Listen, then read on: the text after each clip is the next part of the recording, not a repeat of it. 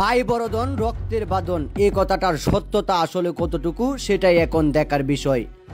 জমি নিয়ে ঝামেলা এখন অনেক জায়গাতেই, কিন্তু এমন ঝামেলা আপনি আর কয়টা দেখেছেন?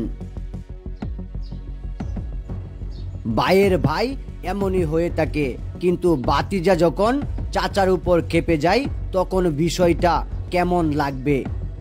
আর এখান থেকেই ঘটে যেতে পারে অনেক কিছু।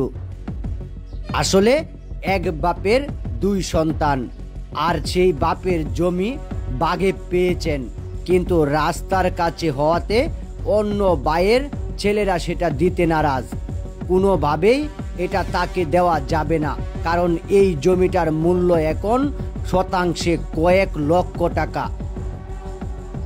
আর এমন ঘটনার খাতিরে বাংলাদেশের অনেক ঘটনা ঘটে যায়, যেখানে দেখা যায় মামলা মোকদ্দমা সহ মারামারি, হানাহানি, খুন-খারাপিও ঘটে। কিন্তু প্রকাশ্যে যখন বাতিজা চাচাকে করতে ব্যস্ত, ঠিক সেই মুহূর্তটাতেই অল্পের জন্য বেঁচে গেলেন। তারও রয়েছে দুই সন্তান, আর তাদেরকে ডাকছে। কিন্তু আপনি যখন এমন ঘটনা দেখবেন, একজন চাচার সাথে ভাতিজা কেমন আচরণ করে, এটা আসলে আমাদের সমাজে এখন অহরহই দেখা যায় এমন ঘটনা। অনেক সন্তান কুসন্তানে পরিণত হয়, বাবার সাথেও এমন ঘটনা ঘটায়। যে সন্তান বাবার সাথে এমন ঘটনা ঘটাবে, সে চাচাকে তো তুচ্ছ তাচ্ছিল্য করবেই। দুই ভাই যখন চাচাকে মারতে ব্যস্ত, ঠিক সেই মুহূর্তটাতেই চাচার একজন ছেলে এসেছেন, আর একজন রয়ে গেছেন বাড়িতে। সেও আসলে পাল্লায় পাল্লায় হতো বিষয়টা, কিন্তু তারা কোনোভাবেই পিছপা হবেন না। আর এমনভাবেই ঘটে গিয়েছে দুর্দর্শ একটা ঘটনা, যেখানে অনেক কিছুই ঘটেছে। আর পুরো বিষয়টা সিসিটিভি ক্যামেরায় দেখা যাচ্ছে। তারা আসলে কেমন একটা অভিনয়ে ব্যস্ত। ঠিক এমনটাই ঘটেছিল আমাদের এলাকায়, যেখানে দেখা যাচ্ছে চাচাকে খুঁড়ে ফেলেছেন বাতিজা সামান্য জমির জন্য।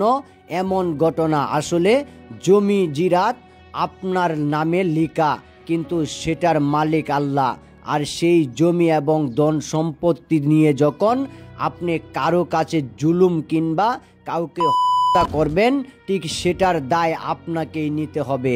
হয়তোবা দুনিয়াতে আপনার অনেক মহিমা, কিন্তু পরকালে আপনার কি হবে সেটা আপনি নিজেও জানেন না।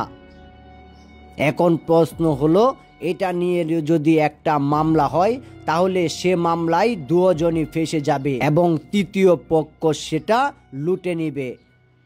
আসলে আইন সবার জন্যই সমান। যদি বিষয়টা সমাজে বসে সবার সাথে আলোচনার সাপেক্ষে সমাধান হতো, তাহলে বিষয়টা ভালো হতো।